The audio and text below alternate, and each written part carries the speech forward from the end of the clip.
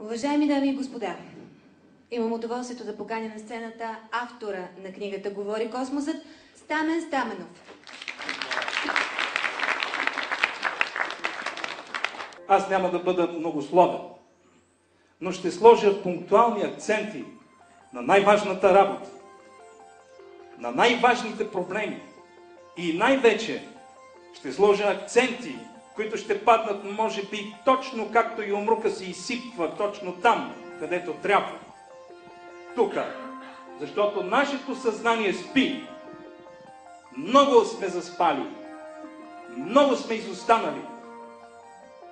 А ако знаете каква е трагедията, много моля, само по-тихо музиката. Трагедията, в която сме изпаднали като човечество и цивилизация, приятели, повярвайте, е изумителна. Дори ако щете, вземете всички езици, повдигнете ги на някаква степен. Те са бедни да охарактеризират ситуацията, в която е пропаднало съвременното човечество. Ние в момента не градим цивилизация. Ние градим хаос.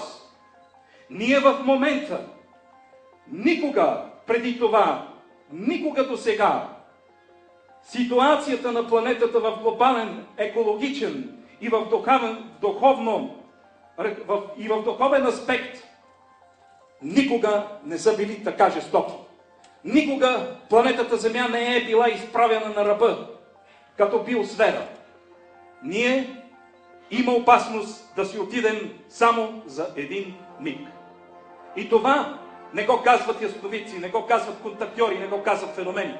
Това го казват анализите, най-точните и прецизни анализи на съвременната наука. Има обращение от края на миналия век на над 1600 учени от Земята, които се обърнаха с апел към цялото човечество. Човечество, събуди се! Човечество, стресни се!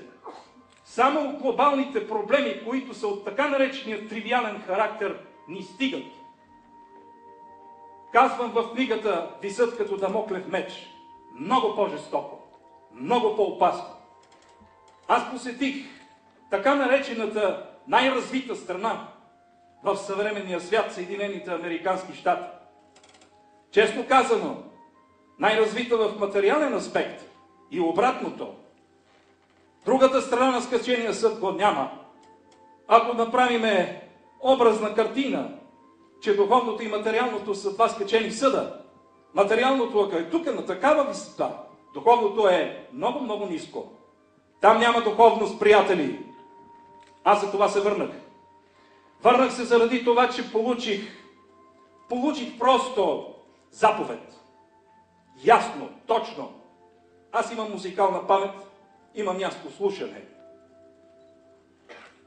Върни се обратно. Това е заповед. Върни се там, при своите корени. Върни се в България, където тече още духовност. В Съединените щати прочетох над 150 лекции. В повече от 10 щата. Лекциите ги четох на руски език. Населението, или по-точно слушателите, които идваха, бяха рускоговорящи евреи предимно. Но сред тях имаше много високо интелигентни хора. Творци на изкуството, откриватели и естествено учени. Те ме поканиха да участвам в техен клуб, който се казва Михайло Ломоносов в Бруклин. И аз от сърце се откликнах да направя серия лекции на тема глобални проблеми на цивилизацията. Лекциите се провеждаха в бруклинските библиотеки. Те бяха посещавани в най-горещите дни на 2007, на 2008 година от много хора и продължаваха най-дълго време. Затова, защото наистина говореше космос.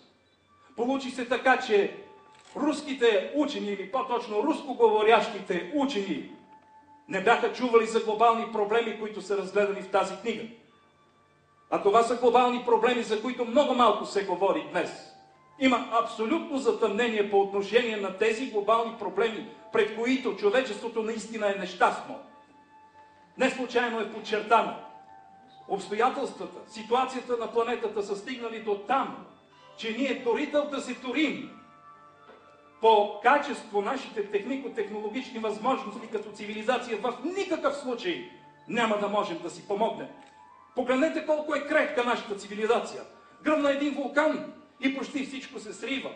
Ами ако гръмне много по-мощен вулкан, такъв какъвто е бил Кракатау на времето, ами ако стане онова, за което сме предупредени от Голдънс Каньон, Ясновидец, и от Едгар Кейси, и от всички останали тук в България, мога да ви кажа, че нашата цивилизация в момента показва абсолютна немощ. Защото тук аз ще отворя една скоба. Може би ще попитате, как и откъде се разбра, за да бъдат описани глобални проблеми като енергоинформационният. Или така, моля, изключете всички GSM-и, работи телевизия. Много ви моля. Аз разгледах аспектите, които се наричат наистина глобално-космически, които наистина не се тиражират, които наистина могат много бързо да се развиват и да причинят онова, което ще се нарича последно. Първият глобален проблем, който вълнува целият космос, мога да отворя една директория. Уважаеми дами и господа, сред вас има представители на официалната наука. Мога да ви кажа, уважаеми дами и господа учени, вас ви измамиха. Не ви излъгаха, измамиха ви. Целият космос е жив организъм. Целият космос гъмжи от разум. Целият космос има такива способности, че пред някои цивилизации човечеството от Земята представлява ниво на бактерия. Изобщо не е преувеличено. В момента четвърто и пето измерение следят пулсът на планетата Земя, заедно с цялото човечество, до микрон. Можете да бъдете убедени напълно, че всичко това като пледоария, което се разтягаше като празни ластици, като празни думи, с които са напълнени учебниците ни, образователните програми, над 90% това е фалш. Нас наистина ни измами една върхушка, която иска да ни изяде. В буквалният смисъл на думата, ние сме пренесени в жертва като добитък. И тук се връщам на онази точка. Кои са глобалните проблеми днес, които най-силно потрисат целият космос? Първият, забележете, духовната деградация на човечеството. Жестоко, небивало, но тя е факт. Вторият, мафиотизацията на цивилизацията. Да, мафиотизация в такъв жесток аспект, в който досега това просто го няма никъде в целият космос.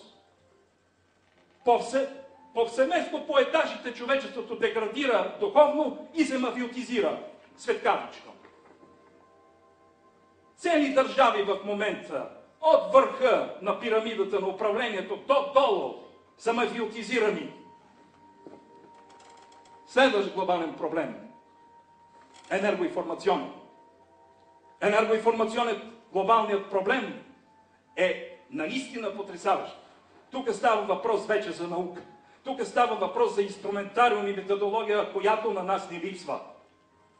Древните обаче са имали такъв инструментариум.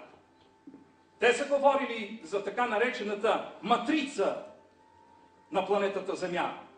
Днес я наричаме енергоинформационна структура, а те са я наричали Меркаба. Меркаба полетата. Меркаба или енергоинформационната матрица е многомерна, динамична, полиморфна. И в края на краищата ние фактически всички, цялата биосфера, начело с нас отгоре по пирамидата и слизайки надолу по трофичните вериги, да стигнем до бактериите и микробите, живеем вътре в организма на Меркаба полетата. Енергоинформационната матрица днес на планетата, на майка Гея, я оформя като жив и разумен организъм. Тази фина, изключително фина и чувствителна структура има своя органетика. Тя също има органи и системи, както нашето тяло. Както целият космос. Защото целият космос е устроен на схемата пирамида. В пирамидата до долу. От върха до долу. Древните са наричали космосът голям човек. Днес ние наричаме човека микрокосмос. Можете ли да си представите какво може да означава Меркаба или енергоинформационната матрица на Майка Гея, при положение, че само една човешка мисъл я пробива като куршум? А сега наложете всичко това, което ние вършим в ежедневието, да ние сме като кракатал. Кракатал е беден пред нас. Ние пълваме отрицателна енергетика вътре в тази матрица. Буквално я съдираме, буквално я деформираме и я съсипваме. Без да осъзнаваме, че Меркаба или енергоинформационната матрица светкавично рефлектира върху климата, върху геофизиката на планетата и естествено върху обществото. Защото в космоса всичко е толкова фино и перфектно изчислено. Това е един гигантски симфониум. Защото когато духовността се срива, както купола на цирка, когато му премахнем опорите и той пада и затрупва всичко, точно така става и с Меркаба полетата. Те колапсират, деформират човечеството и светкавично се разразяват геофизичните и климатични проблеми. Ето ги. Как се можа да се стигне до тук, че днес целият духовен космос, цялата духовна иерархия предупреждава, че планетарната Меркаба, че планетарната матрица представлява днес зловонна същност. Подчертавам, зловонна същност. Нямате представа. Никой не може да има представа. Ни най-малкото пък и аз. Ние наистина нямаме представа какво вършим. Но днеска няма да има застъпник за нас. Прости им, Господи. Те не знаят какво вършат. Няма да има такъв. Ситуацията, в която е изпаднала, в което е изпаднало съвременното човечество и цивилизацията му, просто не търпи отлагане. Ние трябва светкавично да разплатим камбаните на заспалата човешка същност, тази ръждясала същност на вътрешната душа камбана, да започне да бие и да тресе човечеството. Ко вадис хуманоиде от планетата Земя? Накъде си тръгнал, човече, от планетата Земя? Та само един завой, ако го достигнеш, и тебе няма да те има. И вместо това, цялото управление на планетата да е загрижено, всички неправителствени организации, църква, всички структури, които и имаме, вместо да бият болезнената камбана с човешката съвест, която отдавна я няма на екрана, на космическия фон, ние се занимаваме с безумия. Ето и днес играем си мачове, при положение, че ние сме отишли, говоря за българите. Отишли сме на кино от 6 до 2, няма ни на екрана. Пир по време на чума. Питах се, Господи, какво значи това? Толкова ли наистина човечеството е обезумяло? Толкова ли няма духовна същност, която да стане и да се противопостави? С мен в целият Ню Йорк, там където четях лекции, аз носех образът на Спасителя от Туринската плащеница. Получи се нещо, което аз не знам как да го опиша, но получих просто нареждане: иди намери това, което ти трябва. Бруклин целият говори на руски език. В Бруклин има 5 книжарници на един булевард от 500 метра, по на 2 етажа. Гъмжат от изключителна литература на руски език. Влизах по няколко пъти, търсех и не знам какво търся, но го търся. И чак най-накрая с периферното си зрение съзрях на една от последните най-долни лавици една поредица с много интересен дизайн. Намерих 30 тома под заглавие "Закона и мироздание". Аз нямах просто духовни сили да изразя своята радост. И там аз видях наистина онова, от което се нуждаех. Хванах тънката нишка на проблемата. Върнах се тук в България. Едва намерих себе си, защото излизам от матерната българска матрица. Там се разсеях. Може би и да съм получил много, трябва да ви призная, американското население много силно го облъчват. Просто му рендосват мозъка. отдолу, отгоре, от всякъде. Аз просто наистина ги съжалих тези хора там. Тук в България, когато се върнах от януари месец тази година, аз намерих в интернет най-потресаващата информация на български и на руски език. Намерих онова фактически, което дозавърши тази книга и започна другата. Може би след месец или 40 дни ми трябват още и от печат ще излезне другата книга. Голямата космическа трагедия на човечеството. Да бъде или да не бъде. Битката за Земята. Защото наистина за нас се води жестока битка. Битка между двата полюса. Тъмния и светлия. Между силите на мрака и силите на светлината. Някой може да си помисли, че това са някакъв вид алегории. О, приятели, само да знаете какъв реален плът и кръв, какви реални същности са тези. Не искам да пожелавам на никого, поне една десета, да му се случи да види онова, което най-доблестни хора, участници в тайни, свръхсекретни програми и проекти на високо развити държави, вършат зад гърба на човечеството. В тази литература, това са над 1500 страници, които просто минаха през душата ми. Аз ще живях цялата драма на човечеството. Това наистина е потресаваща трагедия. Извънземните са тук от милиони години. Те стопанисват планетата. Аз донесох от Съединените щати документални филми на чист руски език, в които говори руската наука, в които говорят руските военни, в които говорят доблестни хора, след това от Съединените американски щати, след това от Англия, след това от Германия. Обединили са се най-достойните хора, които искат, но не могат, защото ги държат за гушата. Които искат да предупредят човечеството докъде всъщност сме продадени. Аз визирам 54-та година. Да, тя е ключова след 47 година Розвелт.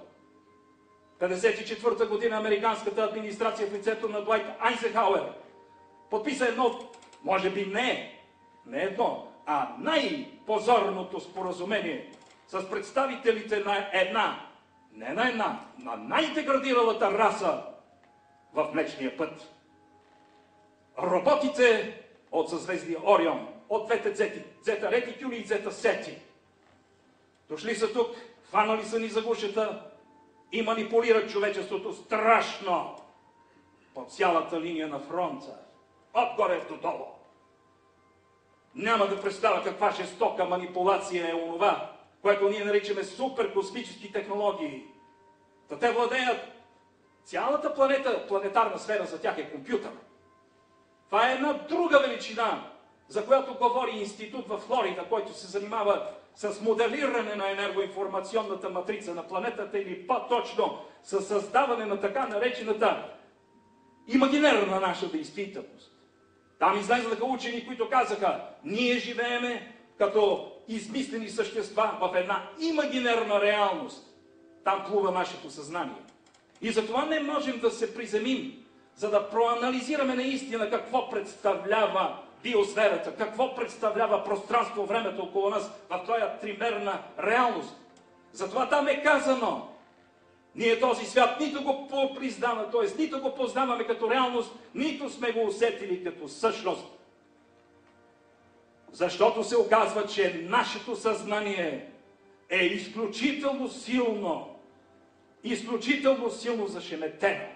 Това е най-точната дума. Те използват супер технологии, с които ни манипулират, приспиват и естествено консумират като добитък. Няма преувеличение тук. Напротив, много ми са бедни изразните средства, за да изразя пред вас тая трагедия. На всичкото отгоре погледнете какво прави. Аз ви казах, Меркаба зависи от всяка човешка мисъл, от всяка човешка емоция. Оказва се на практика, че нашата човешка емоция и мисъл се контролират с всички всевъзможни технологии и средства, само и само да не се усетим с каква мощ сме надарени от създателите ни. Ние имаме такава колосална мощ, че ако обединим собствените си биоенергоинформационни потенциали, ние можем да препрограмираме огромна част от тая Вселена, защото всеки един човек може и създава собствена реалност вътре в тая меркаба. Представете ли си какво означава това? Тук дойде доктор Тимен Тимев, един феноменален българин, вие ще го видите. Той ще излезе на сцената. Това наистина е един уникален български учен. Той подсказа, че ако се съберат 200 000 духовни единици, зрящи, прозряли трагедията си, усетили ситуацията, в която се намираме, и концентрират и обединят в един лъч, и запуснем този лъч към центъра на галактиката, ние можем да променим нашата изродена и извратена до под мозъка на костите си реалност в съвсем друга. Ето от кое те се страхуват. Господарите на човечеството, наричащи себе си елита, тъмните сили от земен произход, заедно с тяхните шефове, тъмните сили от космически ранг, те въдворяват в този скапан свят в момента. Такъв е така нареченият нов световен ред. Считайте нов световен хаос.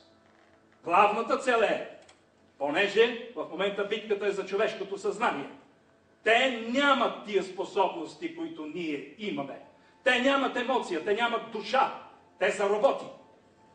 И аз си представете тогава, и освен това, че са роботи, те са чипосани. Те ги управляват с централен компютър. Имат колективна, а не индивидуална мисъл. И аз си представете тогава как няма да ни завиждат. Да ние излъчваме такава колосална емоционална енергия, с която те се хранят. Те са си настроили собствените ментални полета на нашата емоционална вибрация и ни смучат всеки ден. Това са така наречените, денонощно какво говоря всеки ден, това са така наречените душевни вътрици, т.е. душевни вибрации, които ние излъчваме. А тези, които ги пият като еликсир божествен, се наричат архонти. 72 свръх-архонта, иерархирани по ранг, биещи се помежду си за нашата енергия. Ние буквално, приятели, в този смисъл, в който аз говоря, сме много по-зле дори от животните. Защото те, животните, не ги закачат. А нас ни програмират, нас ни интервюират, четат ни мислите, правят ни луди. Има такива потресаващи случаи. Ще попитат някой как. И те отговарят най-нагло. Вашата биоплазма, която е заснета, която отдавна са я изучили и свръхсекретни институти някъде по света. Да, нашата многомерна същност се нарича биоенергоинформационна матрица, която се състои от хиляди подматрички, представлява за тях биоплазма. И тая биоплазма те я откопират и я слагат в техните си компютри. И за всеки един човек, особено пък за такива като мен или други, които се занимават с техните същности, до микрон ни четат мислите, до микрон ни провокират. Има такива потресаващи случаи. Аз в някои случаи се питам, как съм оцелял да не се побъркам? Повярвайте, изключително тежко е това, изключително тежък кръст носят тези хора, които се занимават с тази информация. Знаете ли колко беха избити от така наречените агенти, участвали в свръхсекретните програми на Съединените щати? Над 1000. Чухте ли или помните ли по-старото поколение за Джеймс Форестъл, министър на отбраната на Съединените американски щати по времето на Хари Труман? Знаете ли как свърши живота си той, този честен човек? Този честен човек знаеше какво става там, вътре, в ядрото. След катастрофите в Розуел, те бяха много, не една, не и две. И не само в Розуел, говоря за няколко щата. Само интервала 47-52 година 16 извънземни кораба катастрофираха на територията на Съединените щати. Или по-точно ги свалиха нарочно. Но не американците. Те си ги свалиха. нарочно. Тогава Джеймс Форестъл застана срещу Труман и му каза: господин президент, аз много те обичам, много те уважавам, но не мога повече да крия от собствения си народ истината. Агентите на ФБР го изхвърлиха през прозореца на една психиатрична болница, завързан за една жица, и така се отида. Разстреляха Кенеди, разстреляха Улф Палме. Да не мислите, че лейди Даяна така си отиде. Няма нужда да ровя по-натам. Списъка е многоброен. Аз само визирам, за да знаете за какво става въпрос, скъпи брати и сестри. Защото нашата трагедия наистина се разиграва зад гърба ни. Ние участваме в един сценарий и спектакъл толкова сляпо и толкова съсипано, че просто, както казват те великите космически сили, просто ние не знаем какво да направим с вас. Не е нито да бъдете унищожени, нито да ви се помогне. Днес заявявам най-откровено: аз съм възпитаник на българските военно-въздушни сили. Аз съм носил пагон. Аз знам какво означава отговорност. Занимавам се с глобални проблеми на цивилизацията, с тези неща, които са най-жестоки. Мога и аз да си замина утре. Кой го интересува? Има такива, които се интересуват и от мен, и от такива като мен. Но аз ви заявявам, както Юлиус Фучик на времето: хора, будни бъдете! Онзи фашизъм, който тогава се листеше, който тогава трусаше планетата Земя, нищо не представлява пред този, който сега се листи и който в момента труса цялата планета. Ние живеем в условията на глобален фашизъм. Запомнете това, брати и сестри, и за това избрах Ден Победы, Денят на Европа, 9 май. За да почетем паметта на онези, които си замираха тогава, и да се обърнем с едно зрящо лице към тези, които искат да се събудим. За другите проблеми няма да ви говоря. Искам да визирам само два много важни пункта. Знаете ли колко пъти космическите светли сили, тези, които ни пазеха, тези, които участваха в галактическите войни, в битката за Земята, колко жертви дадоха за нас? Знаете ли колко жертви дават и сега? Знаете ли, че рептилоидите, така наречени змейове, са тук? Знаете ли, че техните слуги са грейовете? А има и още така наречени анонаки, които са по 4 метра и половина гиганти, описани много добре във всички така наречени митове. Защото древните не са творили митове. Днешната наука твори митове. Аз в книгата съм визирал: ще стане така, че един ден, много скоро ще дойде този ден, умните хора ще кажат: древната митология стана наука за настоящето, а съвременната наука става митология за бъдещето. Точно така е. Точно така е. Защото не други, а космическите сили, тези, които имат възможността да проникнат много дълбоко и да ни познаят много повече, отколкото ние самите. И има сформирана команда, която се нарича ИСКОН, извънземен коалиционен отряд наблюдатели, която представлява наистина легион кохорти от доброволци, сформирани от всички светли светове, дошли на помощ на Земята. Планетата в момента, над нея се води мониторинг от над 20 000 кораба, присъстващи само в нашата Слънчева система. Пак повтарям, те следят живота на Земята до микрон. И трябва наистина да избием за един път завинаги от главите си онова, с което ни зомбираха и ни направиха буквално на шизофреници. Че ние сме произлезли от някакви маймуни, че нямало Бог в Вселената, че не знам какво си, и всичките тези идиотщини, които наистина нямат измерение, да казват космическите сили: вие нямате наука на планетата Земя. Вие сте оцелили само 3 неща в десятката. Първото, това, че Земята не е плоска, че е кръгла. Второто, че се върти. И третото, че не е център на Вселената. Представяте ли си какво означава това? Та само онези древни в Вавилон, на Сирия, в Древна Гърция, дори ако искате, са знали много по-добре какво представлява мултиуниверсума от нас. Намираме днес на разни плочки Слънчевата система, и то в порядък от най-далечните планети към най-близките до Слънцето. Обаче си затваряме очите, защото идва едно мрачно